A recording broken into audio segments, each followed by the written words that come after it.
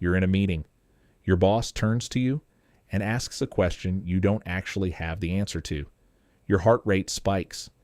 You have about 2 seconds to decide what happens next. Most people do one of 3 things. They freeze, they ramble, or they guess. All 3 cost you credibility in the exact room where you were trying to build it. There's a 4th option, a specific 4-step method used by people who never seem rattled, even when they genuinely don't know the answer. It's called the hold method, and by the end of this video, you'll know it well enough to use it in your very next meeting. Why guessing is the actual trap. Here's why the instinct to guess is so dangerous. In a meeting, being wrong once is often remembered longer than being unprepared once. People forgive, "I don't have that yet." They rarely forgive being confidently incorrect. So the goal was never to fake an answer. It's to hold the room on purpose while you get the real one. That's exactly what hold stands for. H, which stands for hear the real question.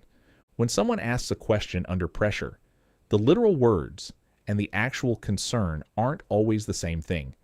A half-second pause to identify what decision they're actually trying to make changes your entire answer. Let's say 2 people are asked the exact same question in a meeting. The first hears, "What's our number for Q3?"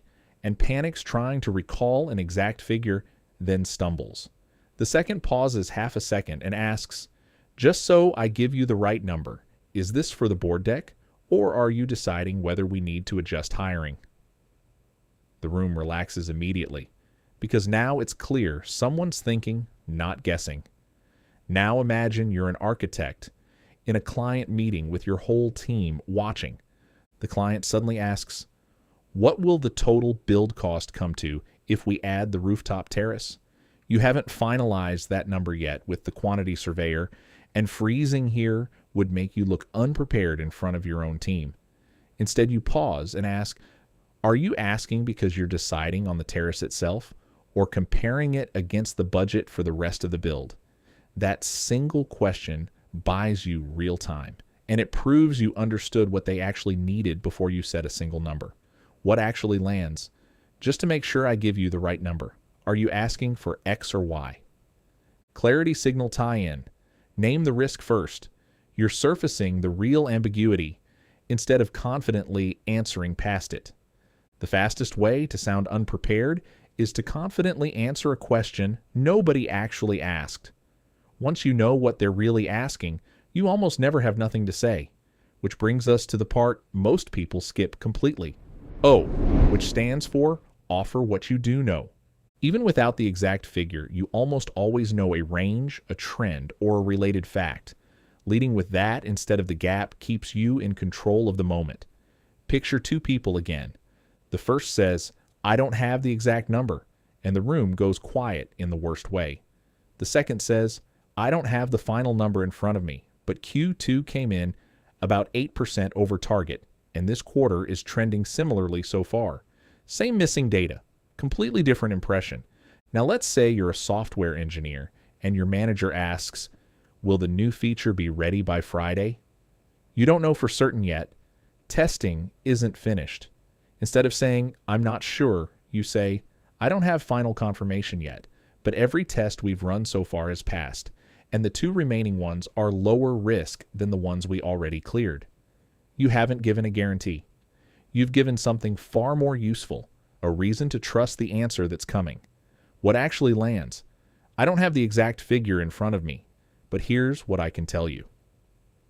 Clarity signal tie-in. Absorb the uncertainty. Same instinct as before, reduce someone else's uncertainty even when your own information is incomplete. Nobody in that room expects you to know everything. They're quietly testing whether you know anything relevant on the spot. Now here's where most people undo all of that good work in one sentence. L, which stands for locate the gap out loud. Saying exactly what's missing instead of vaguely admitting you're unsure is one of the most underused credibility moves in a meeting. Precision reads as competence, even about the thing you don't know. The first person says, "I'm not totally sure about that." The second says, "The one thing I don't have confirmed yet is whether that includes the September contractor costs." The second sounds like someone who's already 90% of the way there. Now imagine you're a lawyer preparing a client for a hearing. The client asks, "Has this exact situation come up in court before?" You know of a similar case, but you haven't confirmed whether that precedent applies in this specific jurisdiction. Instead of saying, "I'm not sure," you say, "I have a precedent that's very close. The one piece I haven't confirmed yet is whether it was upheld in this state." That's a very different sentence to hear from your lawyer than, "I don't know." What actually lands? The one piece I don't have confirmed yet is the September contractor costs. Clarity signal tie-in. Name the risk. First, precision about the exact gap does more work than a general admission of doubt ever will.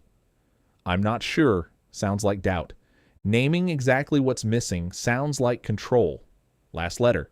This is the one that actually closes the loop, and it's the one people skip when they're relieved the hard part is over.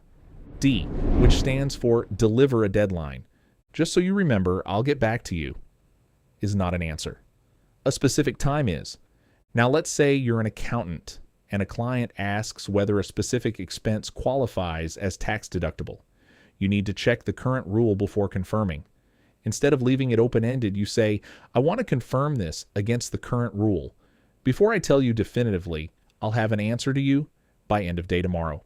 The client doesn't walk away wondering if you forgot. They walk away knowing exactly when they'll hear from you. What actually lands? "I'll have that confirmed and sent to you by 3 p.m. today." Clarity signal tie-in. Absorb the uncertainty. This is the exact mechanic from the clarity signal framework. A specific time removes the need for anyone to chase you. A deadline is the actual difference between "I don't know" and "I'm already handling it." One more thing before the recap, and this is the part almost nobody teaches you. The part nobody teaches you. Communication coaches sometimes call this the pause gap. The silence right after a hard question always feels longer to you, the person answering, than it does to everyone else in the room. Try actually counting 2 full seconds in your head before you respond next time.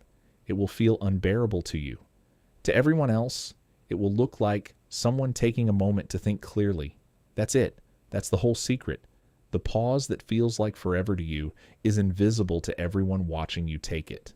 Just a quick recap. Screenshot this part if you want it later. H. Hear the real question underneath the words. O. Offer what you do know, even if it's adjacent. L. Locate the exact gap out loud. Don't just say unsure. D. Deliver a specific deadline, not a vague promise. The Own It email vault. Hold gets you through the room. Live in the moment. But notice what the D in hold actually creates. A promise. "I'll have that confirmed by 3 p.m. means you now have to write that follow-up in writing, and it needs to sound just as in control as you did out loud. That's a completely different skill, and it's exactly why I built the Own It email vault. 12 real workplace situations, written the way each one actually needs to sound, including the exact follow-up message that keeps the promise you just made in the meeting. It's free. Links in the description. The goal was never to know everything. Nobody in that room actually expects that from you. The goal is to hold the room, on purpose, while you go find the real answer. Next time you freeze in a meeting, don't reach for a guess. Reach for HOLD. If you found this video helpful, please hit that like button and subscribe to the channel for more informative videos like this. I'll see you in the next one.